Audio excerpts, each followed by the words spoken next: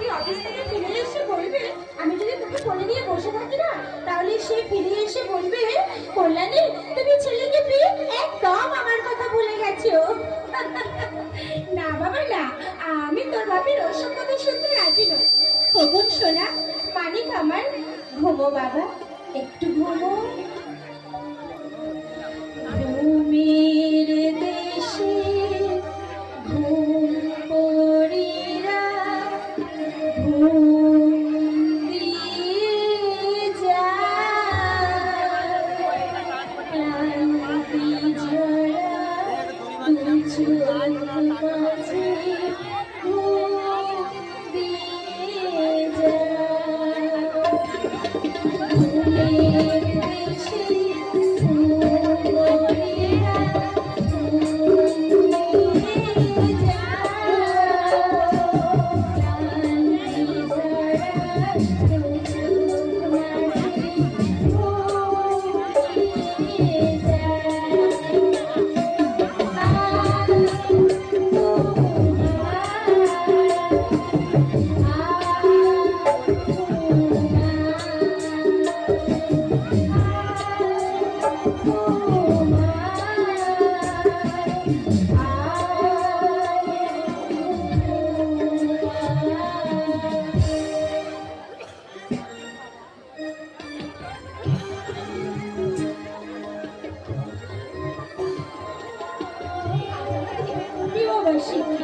ঠিক এই দিনে ও আমার আপন করে দিয়েছিল, কিন্তু ভীষণ ব্যস্ততা আজকের এই বিশেষ দিনটার কথা একদম ভুলে গেছে।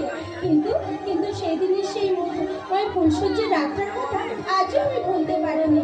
আমি লজ্জায় রাঙা হয়ে চুপচাপ একপাশে দাঁড়িয়েছিলাম, আর ও হঠাৎ চুপি চুপি এসে আরে থাক মশাই থাক, লুকোচুরি খেলে লাভ নেই, চোর না অনেক আগেই ধরা পড়ে গেছে। কিন্তু শাস্তি নিতে হবে বলে দিলাম। শাস্তি এটা পুরুষকে পরম সৌভাগ্য। বলো দেবী, কিবা অপরাধ মামো? বলি এত সন্ধ্যে করে বাড়ি ফিরেছো কেন শুনি?